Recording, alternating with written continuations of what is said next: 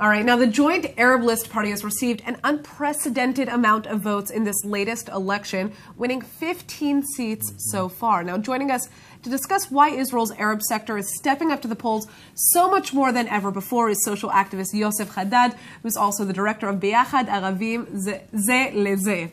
All right, so talk to us about why we're seeing so many more Arabs voting in this election than in the past. A few reasons.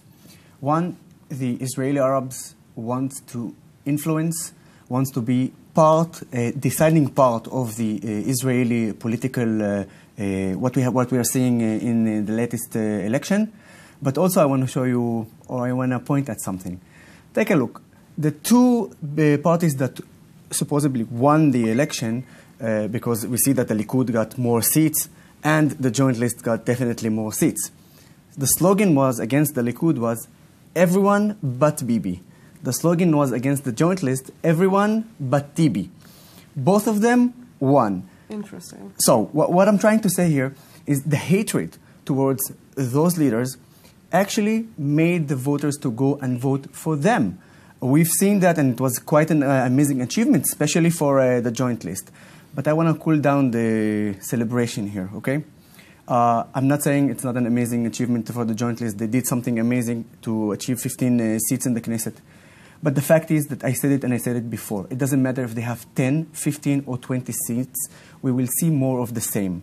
What I mean is, we just heard, yesterday we heard Ayman Odeh saying, I am not going to sit down with Benny Gantz, definitely not sitting down with Bibi. Which means Benny Gantz also, I mean, what I was just thinking is the fact that Blue and White said, we're not going to sit with, with an Arab party. So when he said that, it was like, okay, now Bibi's saying that, now Gantz is saying that, so now the Arabs say, well, we need to step up because... So I'm asking you now the simple question, how they are going to really affect the Israeli Arabs, their lives, if they are sitting in the opposition, not being part of the coalition, which means... You know, part of not only by hatred they got the votes, they did a very massive campaign in the Arab streets saying that, hey, we are going to do everything for our society. We're going to break down the deal of the century. We're going to work out better infrastructure, better education. But if they cannot really do that, the Arab voters, the Israeli Arab voters are not dumb. They are smart, and we've seen that. We've seen that how they treated the campaign of Blue and White in Arabic and the Likud in Arabic, as well as when they pushed Esawi Frisch in the left party, Gesher Meretz Avoda. Eventually, what I'm trying to say is that the voters, the Israeli Arab voters, will punish the joint list if they don't bring receipts on the ground. So that's actually something that I wanted to get into, because historically, a big argument, even from the Arab-Israeli community against the joint list, was that the joint list didn't effectively represent their interests. Has that changed? So, in the joint list, as you know, it's quite a combination between a few parties. One of those parties is Balad, التجمع.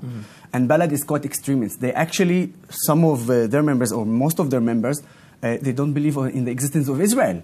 Which, quite frankly, then how could they be? I mean, exactly. And for many Israeli Arab voters who, I mean, they feel strongly Israeli as well. For sure. A survey that was done a few months ago, they asked, how do you define yourself as Israeli Arabs? How do you find yourself? Above 70% answered, we define ourselves as Israeli Arabs. So they want to be an integral part.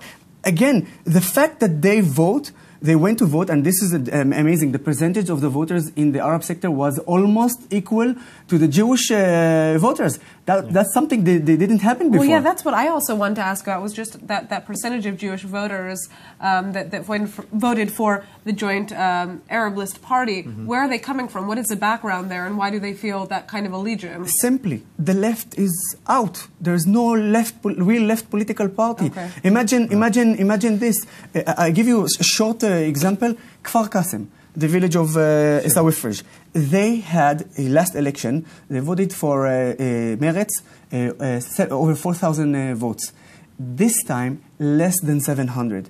This is the story. That's a massive change. Well, thank you for joining us with some more information about this. Giving us a lot to think about going into this coalition talk. All right. Thank you so much.